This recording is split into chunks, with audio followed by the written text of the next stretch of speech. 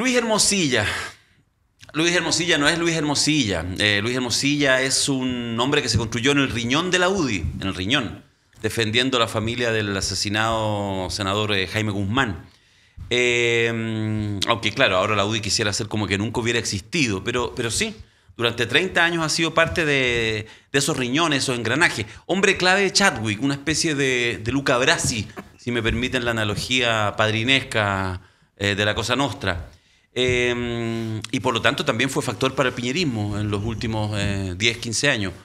Un hombre ahí, un negrito de Harvard, siempre trató de llegar, pero llegó y fue parte del engranaje. Eso es Luis Hermosilla. No es solamente un tipo que hacía cosas indebidas, sino que, insisto, tiene un origen conocido y tomó una decisión, aunque ahora traten de emparentarlo con pasados antiguos, poco menos que sus militancias de hace 40, 50 años atrás. No. Es un hombre clave, como muchos otros, anónimos algunos, de los riñones de un partido tan poderoso en muchos sentidos como la UDI. Y mañana miércoles, empieza su formalización. Por lo tanto, creo que es hora de tomar atención y de fijarse en cada detalle, porque cada detalle nos va a hablar si una vez más, como pareciera que Chile a veces sucede, estos tipos pudieran evadir lo que les corresponde.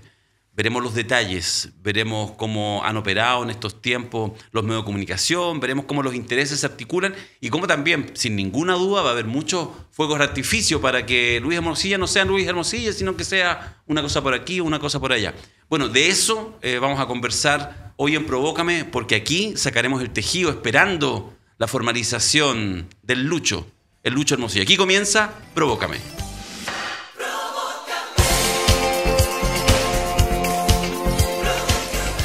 Que parta el hueveo aquí en Provócame. ¿Cómo estamos, señor Rodrigo Rettig? Muy bien, muy buenas noches. Un agrado estar un día más aquí en Provócame. Calorcito, ¿eh? No, estamos cagados de frío. Estábamos pidiendo antes de entrar a grabar de que llegue luego la primavera. Sería muy distinto estar con camisa más light, más en onda veraniega que se hace necesario con estos fríos. Valeria Cárcamo, ¿usted quiere que llegue el verano, no? No. ¿Usted es inviernista? Yo soy inviernista. Yo soy nacida en Punta Arenas, criada en Calbuco. Soy inviernista absolutamente. Disfruto este frío y no soporto el calor. Pero sí el calor de las noticias políticas importantes. Marco Barraza, ¿cómo está? Muy bien, muy bien.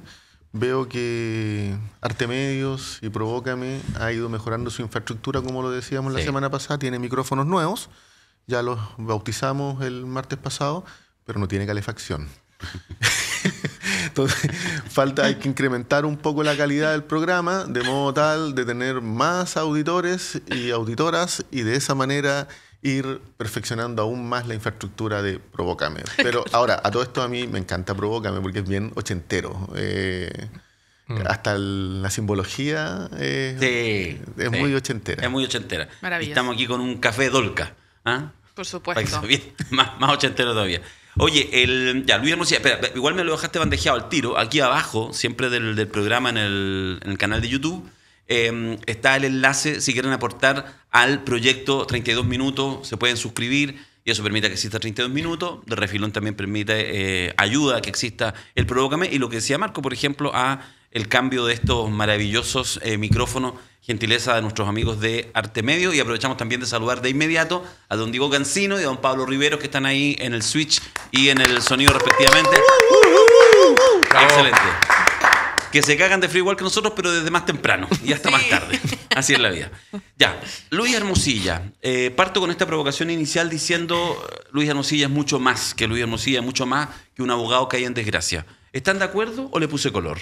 ¿Puedo partir? Dale. Ya que es de mi ámbito. Juegue. Y los abogados penalistas nos hemos visto inmersos en una situación difícil porque el caso Hermosilla permite incorporar un manto de duda verosímil sobre el ejercicio de la profesión de abogado y hasta dónde llega el ejercicio técnico en una audiencia o la generación de lobby ante instituciones y autoridades públicas. Y ahí hay una delgada línea que no se debe cruzar. Bueno, y por eso va a ser formalizado el día de mañana por 3 delitos.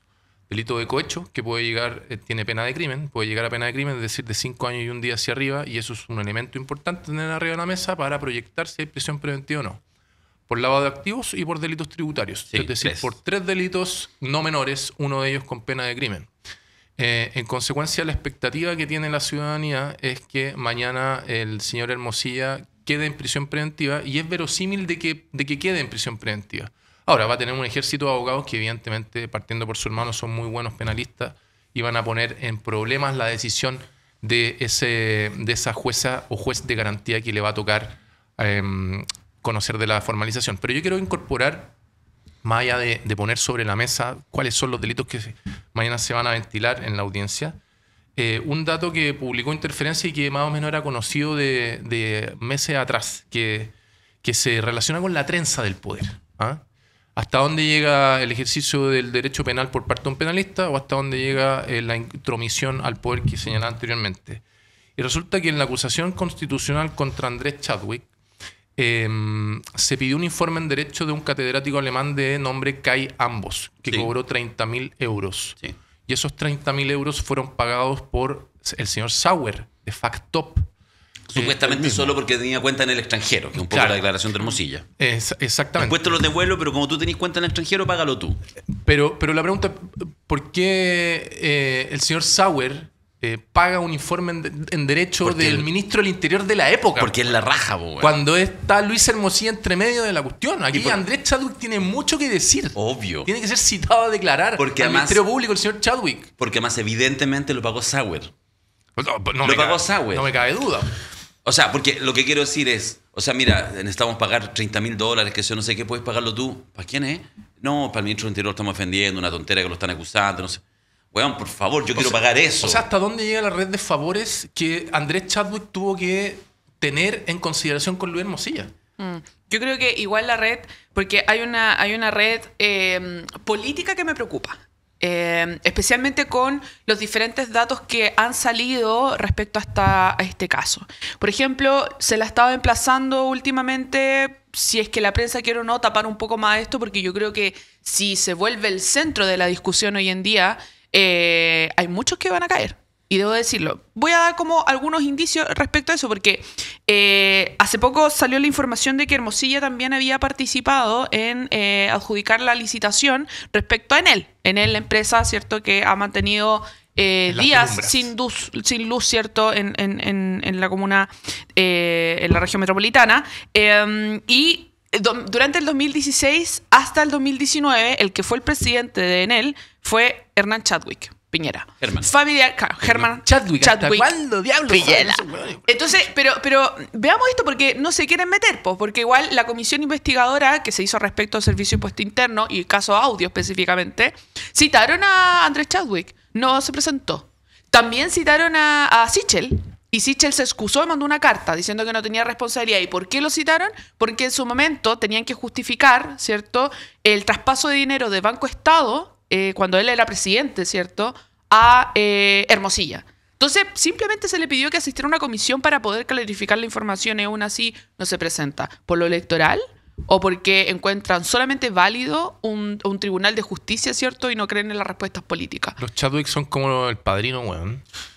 Sí. Mira, yo creo que conforme la investigación se haga la formalización y se empiece a ventilar contenidos del caso, van a ser muchas las personas ya que si hoy día están nerviosas van a estar mucho más nerviosas.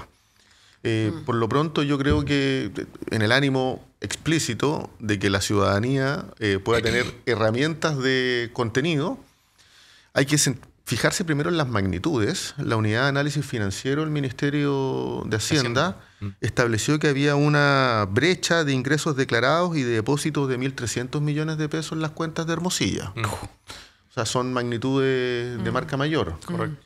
Estableció que habían del orden de 376 millones de origen desconocido y un perjuicio para el fisco del orden de 801 millones de pesos. Entonces, estamos hablando de un caso de corrupción de envergadura, donde la red política, la red empresarial está vinculada a la red política, que corrompe el sistema judicial, porque esto de los audios que están revelando gradualmente que habría tenido tráfico de influencias para la nominación de juezas es de la máxima gravedad. Pero yo creo que precipita conversaciones que hay que instalar con más energía. Hace una semana atrás una semana atrás, si no me equivoco, se dio a conocer que el gobierno había llegado a un acuerdo con la oposición, vale decir la derecha, respecto de una redacción que habilitara una agilización de la liberación del secreto bancario. En buena hora, a mí me parece bien eso hay que destacarlo. Y establece, por un lado, que habrá un procedimiento más expedito para efectos de evasión y fraude tributario, cuando exista una hipótesis fundada. Y establece excepciones, ¿no? Sí, pero establece además que ese trámite va a ser aún más ligero y más veloz cuando hay una hipótesis de narcotráfico o de crimen organizado. A mí me parece bien, pero lo que a mí me parece es que hay que subir un poquito más el estándar, porque ¿qué es lo que está haciendo? Y a propósito de lo que conversábamos, no sé si antes del inicio del programa o durante el programa, Hermosilla es parte de un partido por regla general corruptor, que no está enfrentado, que es la UDI, no está enfrentado por primera vez. La UDI es un partido corruptor. O sea, los ha hecho en el caso Corpeta. Tengo la cuña del programa. Sí, es un partido corruptor que promueve relaciones indebidas entre la política y los negocios. Tuvo un senador que pagó con cárcel esas, digamos... Jaime Orpiz, esa conducta ilegal. Entonces, yo creo que el estándar en materia de liberación del secreto bancario debiese ser mucho más elevado y más veloz cuando la hipótesis es de algún integrante del sistema político, de alguna autoridad. Ahora, eso no va a suceder porque hay muchos protectores en la prensa, en los poderes fácticos. Hay que... Voy a complementar muy bien lo que acaba de decir el señor Barras. E insistir en ello. O sea, el problema del crimen organizado, estaba conversando en un programa durante la mañana, por regla general es jerarquización, sistematización del delito, pero es delito con fines económicos. Y un componente del crimen organizado es el lavado de activos. Sí. Entonces, cuando la política se mezcla con los negocios, estamos en la peor hipótesis de riesgo de daño a la ciudadanía, porque la corrupción traspasa y deteriora cualquier institución. Profesor. Entonces, en este caso, es clave.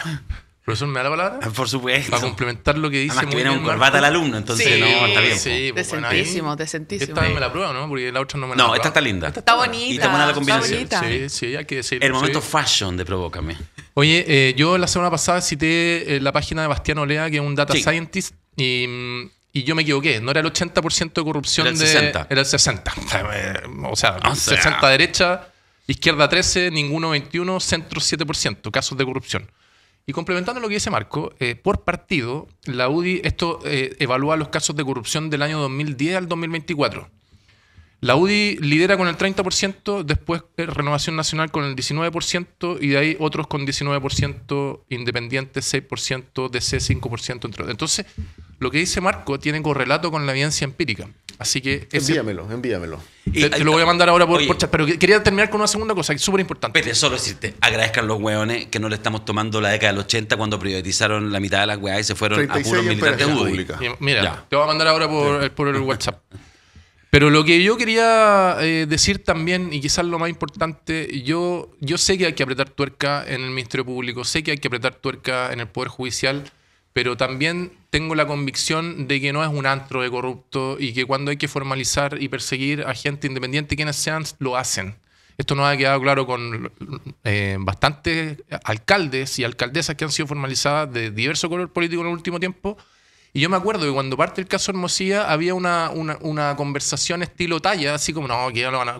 ¿Y cuándo Hermosilla? ¿Y cuándo Hermosilla? Bueno, mañana Hermosilla. Mañana Hermosilla. Hermosilla que al parecer tiene una trenza de poder detrás y que podría escaparse con los tarros y que uno podría pensar de que no va a ser formalizado por todo lo que puede generar agua abajo para la política, va a ser formalizado el día de mañana. Y eso hay que rescatarlo para legitimar el sistema de investigativo y de justicia. Solo decir que hay un complemento, o sea, yo creo que hay que entender algo igual. Independiente de que de que no todos son corruptos dentro de un partido. Creo que el partido genera un tipo de cultura frente a diferentes circunstancias.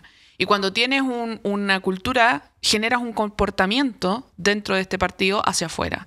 Porque o sea, analizando desde mucho tiempo cómo se ha comportado, primero es analizar que si es que pasa alguna situación de corrupción o cualquier otra cosa, se quedan absolutamente callados, no le dan bola. Lo único que les genera o quienes replican esa información es la oposición respecto a esa derecha. Y lo segundo que tiene que ver también en esa materia que si bien, claro, no son todos corruptos, de igual manera dentro de su partido tienen un comportamiento cómplice de no decir nada. Y lo vimos también, bueno, al parecer hubo una desviada en ese momento cuando pasó lo de Macaya, que fue la senadora Gatica, ¿cierto? Que ella dice, al parecer hubo complicidad de silencio frente al caso Macaya. Bueno, se hace exactamente lo mismo en los casos de corrupción, pero ojo también con los nexos políticos que se generan dentro de todo esto. ¿Ustedes creen que, por ejemplo, construyendo un partido político, tú fuiste consejero político nacional con quien actualmente el presidente de la Corte Suprema? ¿Eso no genera algún tipo de descanso en que las cosas se van a hacer en base a tu relación política en la interna? Yo creo que eso es lo que me preocupa. Tenemos un sector político que siempre ha hecho lo que quiere, sin repercusión o consecuencias penales de cárcel, a excepción de los casos en específico como el senador Orpi. Pero claro, cuando tienes a alguien a quien decide y quien te juzga, que la mayoría ha jugado o ha trabajado contigo, es súper fácil también desligarse y no ponerle importancia a esta situación. Mira, yo no... A ver, refraseando. Evidentemente que en todas las instituciones hay personas decentes. Si eso no es... y no es una afirmación correcta o políticamente correcta, es un dato de realidad. Nadie podría pensar que el Poder Judicial es corrupto. Pero lo que sí hay que combatir, con mucho énfasis, son manifestaciones de corrupción o corruptela, entre otras el tráfico de influencia, porque dañan la democracia. Y en eso no hay que perderse. Hay que establecer un límite, una frontera muy clara, muy nítida respecto de lo que es permitido y lo que no es permitido. Ahora, dicho eso, yo ayer vi en la televisión el argumento de la defensa de Hermosilla. ¿El hermano? El hermano. Y hizo una distinción entre lo que se declara y lo que se hace. En el fondo decir... Es lo que vende... sí, perdona, es que fue un fanfarrón, pero que no hizo nada. O sea, yo iba a decir dos adjetivos, es que o es mitómano o es charlatán. Sí, claro. Pero en realidad no es un corrupto. Y ese argumento no es plausible. Eso bueno es cuando estáis muy cagados. O sea, porque no hay una estrategia jurídica sólida para decir... O sea, es una evidencia de la debilidad. Imagínate, claro, el nivel de que estamos hablando. O sea, Luis Hermosilla, que tenía aspiraciones... Yo creo que nunca tuvo opción, pero tenía aspiración y hasta podía como imaginarse ministro de Justicia, que es lo que le interesaba, jugó sus cartas. A ese nivel de... Porque a veces, bueno, por eso de repente grandes empresarios, políticos, etcétera, prefieren incluso suicidarse en un caso de estas características. O sea, ¿cómo estará de cagado que regaló al tiro todo su prestigio? Está muerto, socialmente ya no existe, y está tan desesperado que ahora lo que busca efectivamente es no ir a la cárcel. Sí. Eso es. Pero lo que cuenta Marco de que esto que vende Juan Pablo Hermosilla es... Mi hermano fue un fanfarrón, pero no hizo nada. Yo, bueno, evidentemente dudo principalmente porque el Ministerio Público decidió formalizar el delito de cohecho. Y el delito de cohecho no es el fanfarrón que dice, oye, yo le pago, y no acredita que hubo un pago. ¿Cachai? Mañana van a salir antecedentes de que esa fanfarronería tuvo un correlato fáctico de eventualmente pagos hacia funcionarios públicos por obtener beneficios para sus clientes. Un comentario va a ir un poco cerrando, si es que tienen algo más que decir. Yo creo que es un juicio, es un caso en que yo insisto con el tema de los fuegos de artificio. Porque por supuesto que hay varias cosas. O sea, es como agarrar, un poco la tesis, agarrar el celular de cierto Luis Hermosilla, un tipo que efectivamente vivía relacionándose con mucho sector para operar para la UDI. Por favor, no caiga en el jueguito. ¿Ah? No es que sea así transversal. No, tenía relaciones y por supuesto hablaba con muchos sectores porque era un peón importante, un alfil de la UDI, de Chadwick, ¿ya? Para que no nos perdamos. Y eso es lo que tendrá que ver. Entonces, por lo tanto, por supuesto que en ese WhatsApp vas a encontrar, weón, hasta el puticlub que iba. Ojo con la investigación periodística cuando también va entregando cosas muy sabrosas y que van desviando la atención. Yo lo digo, por ejemplo, por el tema de la Corte Suprema, ¿ya? Poder Judicial Corte Suprema, donde me parece que hay cosas que investigar, hay cosas que mirar, pero yo tengo la sensación que también hay parte... ¿Puedo terminar con un caramelo? Juegue. El 26 de abril del 2024 tuvo un alegato que duró 2 días en la Corte de Apelaciones de Santiago contra los 2 bancos más importantes del país. Y el ministro presidente de la sala tiene que ver con el caso de Hermosilla. Y llevo 120 días sin fallo. Ahí nomás. Ahí te la dejo. Ahí te la dejo. No, por supuesto. No, yo creo que el tema del tráfico de influencias es, absolutamente. Y eso es una... Ahora, ¿cómo se ha constituido también cuando uno mira... Esto que voy a decir es un anacronismo ya así como absurdo. Porque es como, te salió el octubrismo.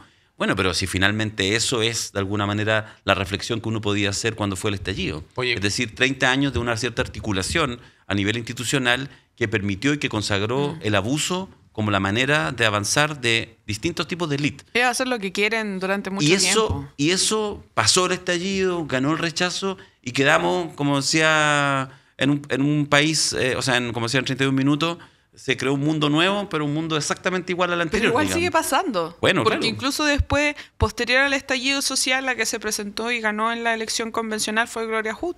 La que dio la notificación del aumento de los 30 pesos. Sigue siendo el dato lo mismo. realidad es que las desigualdades, las injusticias, las manifestaciones de abuso siguen presentes. La semana pasada lo veíamos para efectos de la situación de Enel y el corte de energía eléctrica. ¿Y el PNUD? Pero la buena noticia es que el PNUD establece que el 80 y algo % de la población desea que se materialicen cambios y el 67% estima que esos cambios no pueden ser regresivos, es decir, volver al mundo feliz de los 90. Al reversar de republicano mundo neoliberal. Entonces, yo creo que la expectativa de transformación está clara. Las fórmulas, los mecanismos, el tránsito, la carretera por donde hacer esos cambios es la que está en debate. Y es un debate que se va a tomar su tiempo. Bueno, en esa misma dimensión, salgamos de ahí y entremos a la reforma de pensiones. Que puede ser parte de la misma conversación, de alguna manera, de cuál es el Chile. La reforma de pensiones, que todo el mundo dice es indispensable, es necesario, no da más. No da más. O sea, el sistema previsional en Chile es de capitalización individual. Y ese sistema no da más y por lo tanto finalmente toda la discusión desde el pilar solidario en adelante hasta la PGU es básicamente cómo vía Estado, es decir, vía impuestos, vía en la práctica pilar solidario, se logra complementar lo que la capitalización individual, por múltiples razones, no da. Y en esa discusión hubo en algún minuto un cierto consenso que las AFP no daban el ancho y ahora aparece una reforma que debiera estarse pasando cosas en las próximas semanas, aunque ya se ha fijado todo un itinerario que podría incluso concluir en el verano, en enero, antes del cierre del año legislativo, y que podría implicar entonces una reforma que algunos dicen, y esa es un poco la pregunta parto haciendo, que estaría a medida de la AFP. Estoy mirando, por ejemplo, estaba recién mirando en las últimas noticias, que es una declaración de ayer de Raúl Soto, diputado del PPD, digamos, nada estridente, un tipo muy moderado en lo político, y protocolo de acuerdo por reforma de pensiones. Es una reformita a la medida de las AFP. Es una reformita, me interesa su evaluación y me interesa también qué es lo que puede o no hacer el gobierno. Yo lo planteo al tiro a nivel también de provocación en una cosa que para mí en este lugar cómodo, lo reconozco muy cómodo, lo digo, yo prefiero que no haya reforma a las AFP. Entonces, cuando alguien más cercano al gobierno, que está en funciones de gobierno, me dice, si no, pero que hay un sentido de responsabilidad, tenemos que hacer algo para mejorar las pensiones, yo digo, si un gobierno transformador, eso entiendo yo, por eso voté por este gobierno, transformador, de verdad, etcétera, plantea una reforma de pensiones, yo espero una reforma de pensiones. Y si las condiciones políticas no están, las encuestas no están y los apoyos en el Parlamento no están, yo digo, no le hago una reforma que no es reforma y que es a medida justamente de la AFP y de los poderes fácticos. Y si tú me preguntáis, hay momentos en política en que bien vale la pena comprarse una buena derrota y que quede clarita que es derrota y tendrás que esperar otro momento para que sea la propia ciudadanía, vía elecciones y vía también movilización y otras maneras de expresión, la que pueda empujar el carro a una reforma en serio. Eso lo digo desde este lugar cómodo porque, bueno, afortunadamente yo no estoy en ningún ministerio. ¿Ustedes qué piensan? Que son gente más... Todos ustedes que tienen militancia política. Mira, ya. ¿Qué habla el ministro? El exministro. Láncese, pero ministro. Ministro. Sí, pero hay que reconocer que en ese sentido, lo decimos bien en serio, es pertinente porque, bueno, efectivamente fuiste ministro de Desarrollo Social que... Mira, yo creo que pienso lo siguiente. La forma en que tú instaláis el debate, Darío, lo pone erróneo. más en la dimensión entre la táctica y la estrategia. Y lo que estáis problematizando es si es pertinente una reforma que no va a concretar todo lo propuesto, o en su defecto dejar, digamos, esto pendiente para un mejor momento de correlaciones de fuerzas, partiendo de la premisa que el gobierno tiene una adversa correlación de fuerzas en el Congreso. Así es. Así como prevalece la derecha en muchas materias, también prevalece la diferencia dentro de gente del propio oficialismo. Respecto a cuál es la táctica, justamente. ¿Cuál es la táctica? Entonces, no la tiene fácil en el sentido de consolidar una reforma que lleva del orden de, en el debate público, 10 años. La tiene imposible. Sí. Eso es lo que yo diría. Ya. Ahora, yo creo que, a ver, el dato realidad es que la reforma en pensiones se presentó hace 21 meses al Congreso. Y hubo obstrucción, bloqueo, obstruccionismo por parte de la derecha en la Cámara de Diputados. Fue bien controversial lo que se votó. Hubo definiciones importantes, pero también prevaleció el cascarón y no el contenido, digamos, que dé fundamento a la reforma. Y en el Senado también ha habido dilación en el debate y en la votación. Enfatizo eso porque yo creo que el gobierno se anotó un primer punto en la etapa del Senado, que fue dinamizar y viabilizar una votación legislativa. En el fondo, como la idea de legislar, por ponerlo así. Que no, en este caso, a propósito de la adversidad en la correlación de fuerzas, constituye un logro. Y abrió... Sí, lo que pasa es que... No sé, pero es incierto. Pero es que lo que pasa es que la valoración no puede ser tan prematura. Ya, ese es mi punto. Ese es mi punto. Porque yo lo pondría de esta manera. Lo más probable es que después de que se vote en el Senado vaya a haber comisión mixta. Sí. A mí me parece bien que diputadas y diputados muestren su insatisfacción a priori respecto de un eventual proyecto que no pueda satisfacer todas las expectativas. Me parece bien que la CUT ha dicho que lo va a evaluar concienzudamente el impacto, la magnitud de la reforma antes de tomar una posición. Dicho eso, yo creo que este debate se sintetiza o se resume en 3 grandes ideas fuerzas. La primera, que la reforma, para que sea valorada positivamente, tiene que mejorar las pensiones presentes y las pensiones futuras. Lo que ha propuesto la derecha es un contenido de legislación que solo mejora lo futuro. La pensión eventualmente. Eventualmente. Porque se funda sobre la profundización del modelo de capitalización individual, que sabemos que es un fracaso.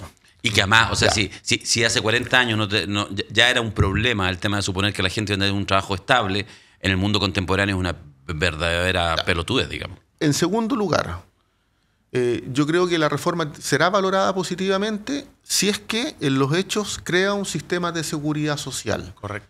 Donde cohabite la solidaridad de reparto con la capitalización individual. Los modelos con eficacia, con eficiencia en materia de tasas de reemplazo, que están más altas que otras, son aquellos donde existe la mixtura, la solidaridad con la capitalización individual. Y en esta fase, yo creo que, pensando en esta dicotomía entre lo individual y lo colectivo, que es sociológicamente lo que prevalece, sería un paso de magnitudes. Entonces, crear un pilar de sistema de seguridad social es clave. O sea, tú estás diciendo que el guarismo no es tan importante. No, sí es importante, porque para a la solidaridad. No, yo creo que se está bajando barras. No. Sí, mira, porque en los hechos el guarismo, para mejorar las pensiones presentes, tiene que ver con el guarismo. O sea, perdona, es 3 y 3, o sea, es al menos un 3% para crear un primer pilar colectivo. Indistintamente de cuáles sean las fórmulas, la ecuación de si esto es intergeneracional, crear un pilar solidario es clave. Y eso pasa porque un 3% sea pensado desde la solidaridad. Y, en tercer lugar, que no me desafecto de esto, que es muy relevante, creo que la reforma será evaluada positiva o insuficientemente o negativa si es que interviene el sistema de AFP. Y intervenir el sistema de AFP es quitarle su carácter oligopólico desde el punto de vista de la administración de las cuentas. Porque la AFP administra la cartera, administran los fondos, tienen el monopolio del cotizante y no permiten la opción del cotizante entre lo público y lo privado. Entonces, esos rasgos son esenciales para determinar. Insisto, a mí me parece bien que los diputados estén poniendo la alerta y me parece bien que las organizaciones sociales estén poniendo la alerta, porque en los hechos lo que están es corriendo el cerco del debate. Entonces, yo no soy concluyente todavía. Lo que quiero decir es que si uno lo quiere ver, como tú lo planteaste, desde la táctica y la estrategia, es prematuro decir, saben que no vamos por ahí. Una forma de concientizar también, especialmente en todos estos debates que nosotros enfocamos sobre derechos sociales, es concientizar también a la gente que lo que significa hablar sobre las pensiones. A veces he pensado o he percibido bastante que hay personas en nuestro país que no cuestionan más allá lo que debería ser correcto o justo para cada uno. Por tanto, tiende mucho a bajonearse propiamente o devaluarse frente a un sistema. Decir que las personas sí merecen pensiones por sobre 500, 600 mil pesos, sí lo merece. Cualquier persona en nuestro país, ¿ya? Independiente del trabajo que se haya realizado. Entonces esas propuestas son buenas, pero primero tienen que saber que sí lo merecen. Independiente de lo que se haya dicho en el transcurso de esta discusión y la pelea infinita sobre las pensiones.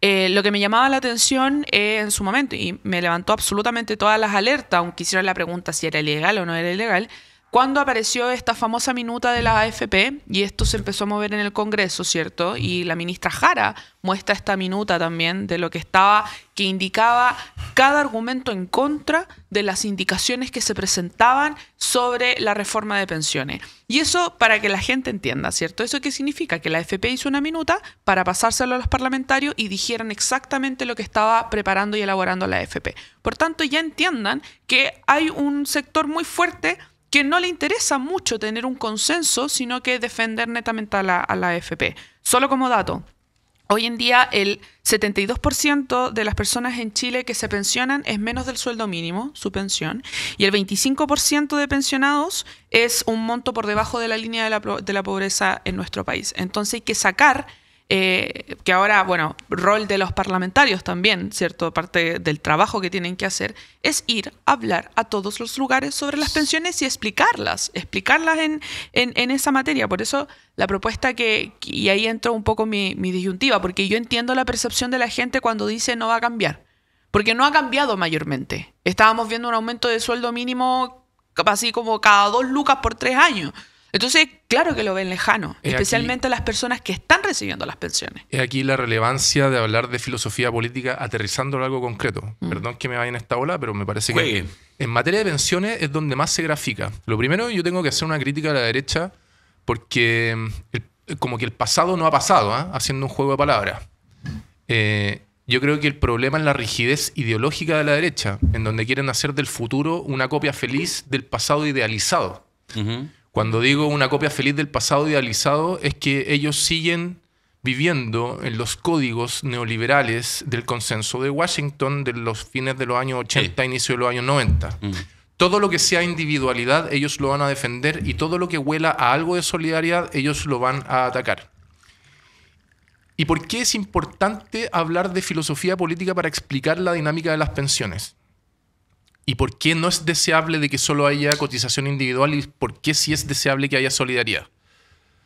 Porque las pensiones son el resultado de lo que usted hizo en la vida. Y la primera pregunta que aparece, y se la hago a este panel y se la hago a quienes nos están viendo, ¿los resultados de economía de su vida obedecen 100% al mérito? Y la respuesta evidente es que no. Es deseable de que obedezca al mérito, es deseable que nosotros promovamos el mérito a las personas, a nuestros hijos, a nuestros hermanos, a nuestros familiares, a nuestros alumnos, los que hacemos clases, entre otras cosas. Esto no es una intervención contra el mérito, es una intervención a favor de comprender de que el mérito es una moneda de 2 caras y que solo habitualmente vemos una, el esfuerzo individual.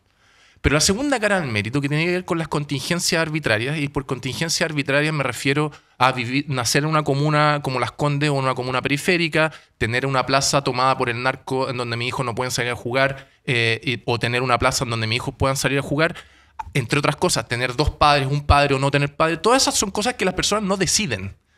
Y como no deciden, no son responsables de esos elementos. Y cuando uno tiene presente estas dos caras del mérito, en consecuencia comprende finalmente por qué primero tiene que existir el Estado y segundo por qué tienen que existir los impuestos. Y yendo a las pensiones y aterrizando en las pensiones, el principio rector sobre un sistema de seguridad social, no, analice el juego de palabras. Seguridad social, seguridad subrayado con negrita, no puede ir de la mano con la capitalización individual, porque la capitalización individual corresponde a cómo a usted le fue en la vida por su esfuerzo, pero también si usted se accidentó, también si tuvo una enfermedad, también si tuvo lagunas previsionales, también si tuvo un contrato de trabajo indefinido de 40 años o no de 40 años.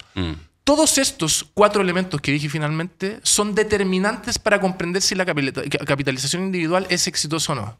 Si a usted se le cae una de estas 4 patas, que no dependen de usted, porque usted sí puede tener accidentes, sí puede tener enfermedades, sí puede tener lagunas y sí puede no tener 40 años de trabajo con contrato de trabajo tradicional. Es evidente que lo que subyace, la definición final, es compartir riesgos.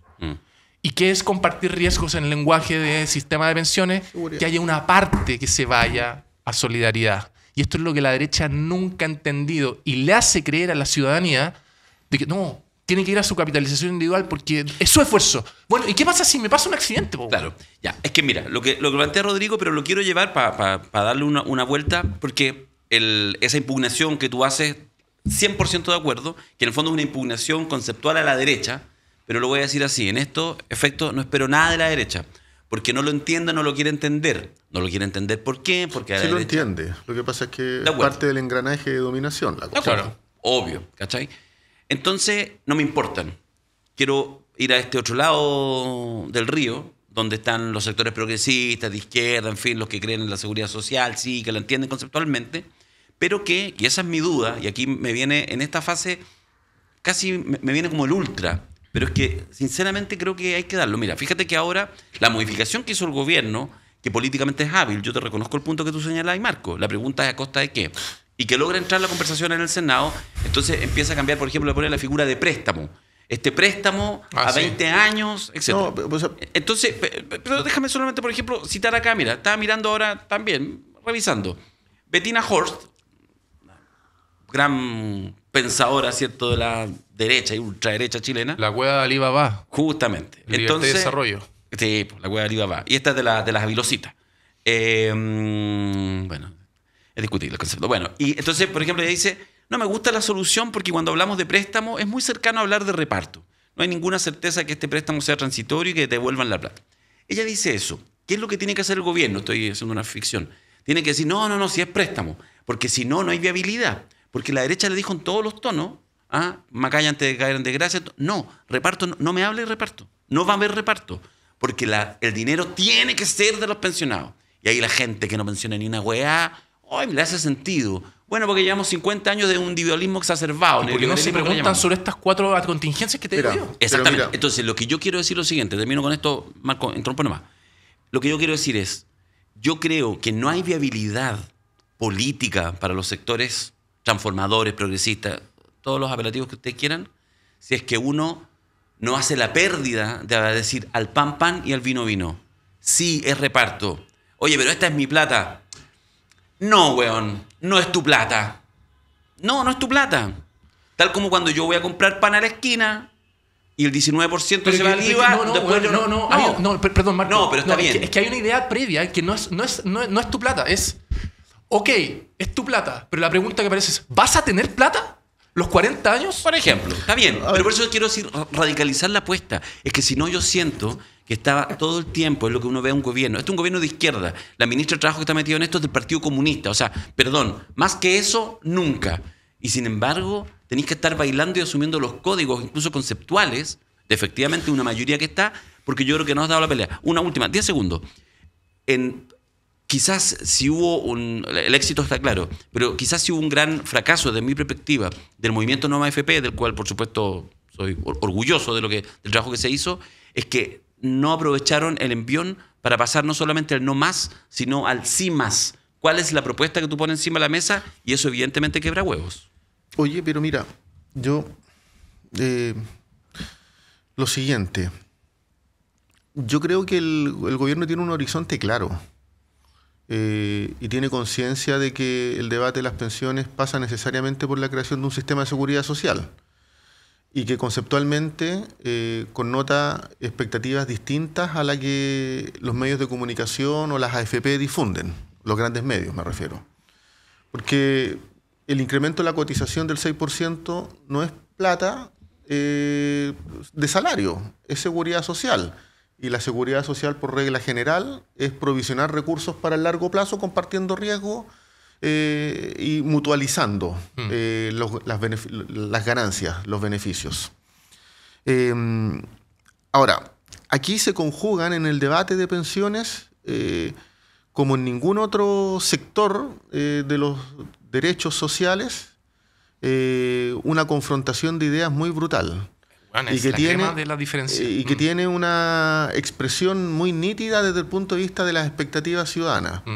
El movimiento No Más AFP fue, digamos, muy convocante, muy masivo, a partir del cuestionamiento de las AFP, pero cuando se instalaron en la pandemia los retiros, las AFP aprovecharon la ocasión para fortalecer la idea falaz rentabilizaron el concepto que esto es tuyo. Sí.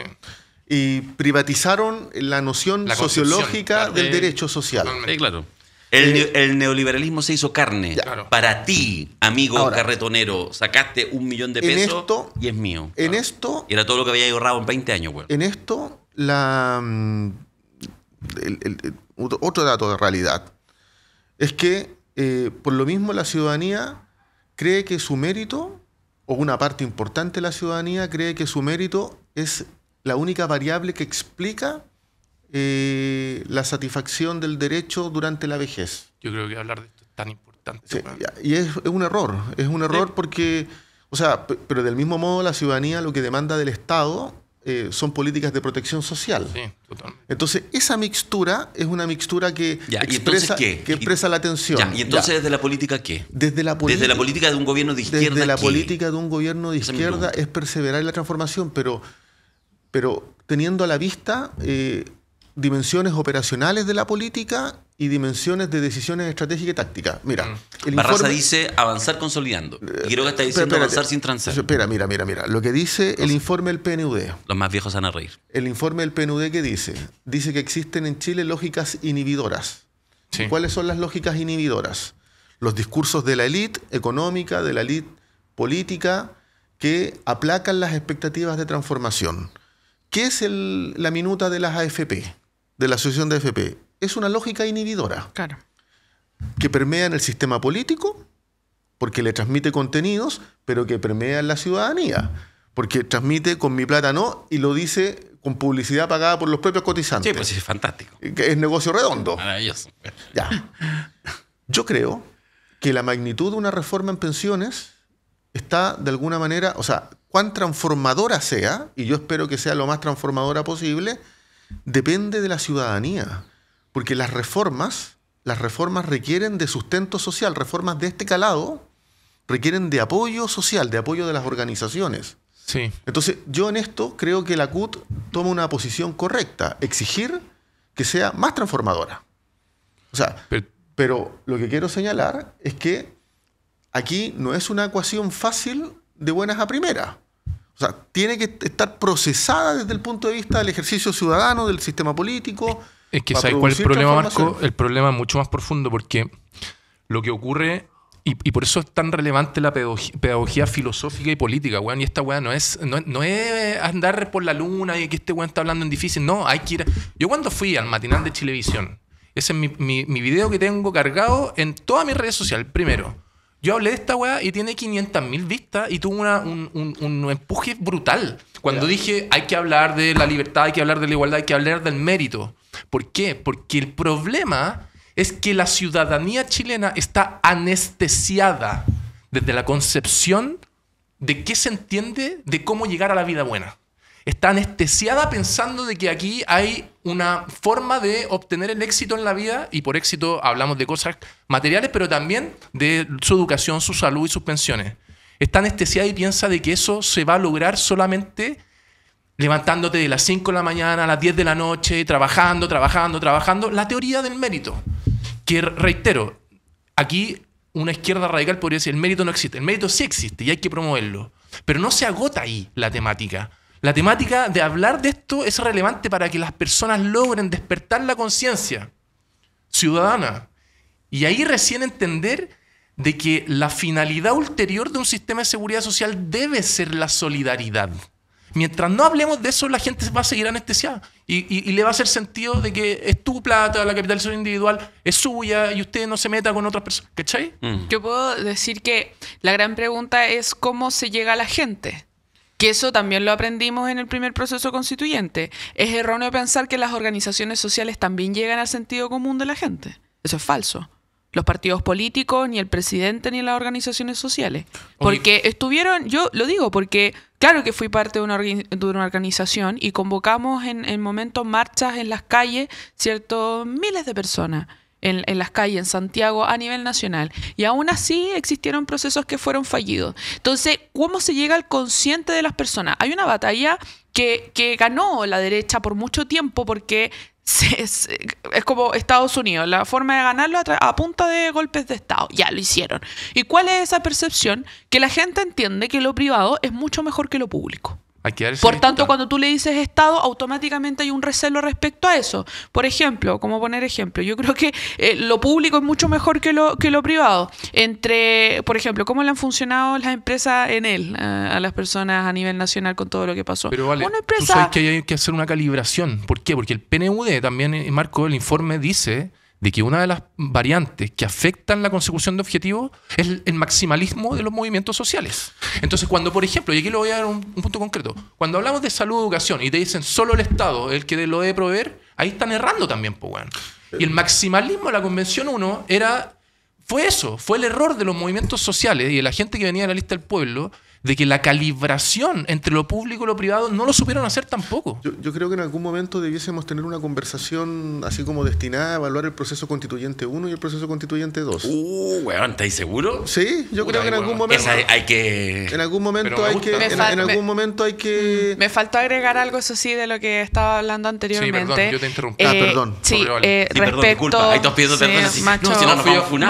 Machos opresores, agresores físicos y mentales en contra de mi persona. Muerte al macho, dijo la otra. No, claro, el sentido común de que llega... después el reel toda esa intervención la corten y esta va a ser la continuidad. Toma 2. Lo que mencionaba sobre las organizaciones sociales. No, sí se edita, no te preocupes. Es que, claro, la organización social no llega al común de la gente, los partidos no llegan al común de la gente, pero sí, claro, utilizamos espacios claves como Televisión Nacional para poder hablar durante una hora sobre la temática que nosotros hemos desarrollado en política. Está bien. Aún así, siento que la percepción de la gente entre lo privado y lo público está pero calado en su subconsciente de que al final del día lo público no es bueno. En que prefieren 1000 veces una universidad del Mar quebrada, ¿cierto?, a una universidad de Chile que es estatal. Y tienen una pésima percepción de lo público, aunque ha funcionado bien en esa materia. Entonces, ¿quién es ese sentido común de la gente? Cuando tú le vas a hablar de política o le vas a pedir el voto, estamos hablando de gente que no tiene estabilidad, que no tienen contrato, que está en honorario, que da una opinión de decir Boric presidente y el jefe dice, voy a ir de izquierda y todo. Esa es la realidad de la gente, donde Chile, y la percepción internacional es que Chile es muy caro. Es muy caro Chile. Las condiciones en las que se viven hoy en día en nuestro país, porque yo nunca creo que existe la clase media. El endeudamiento no es característico de la clase media. Eso no significa que tengan recursos.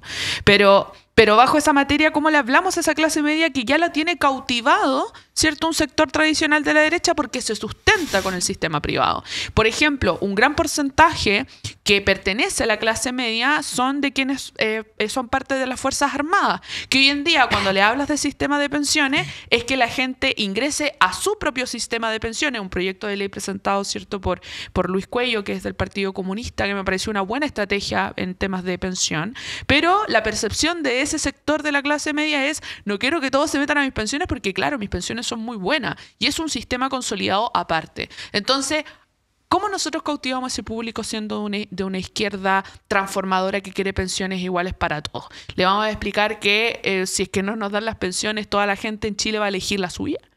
Entonces, claro, el tema va en la percepción, porque incluso con la clase media y la clase pobre de este país es que lo público es muy riesgoso y nuestra plata y todo, eso llegó para quedarse, ¿ya? El tema es cómo es el mecanismo que tenemos que hacer para dar la información correcta respecto a esta materia. Y, por ejemplo, hablarle a la gente de mi generación, joven, ¿cierto? Nos cago. De mi generación.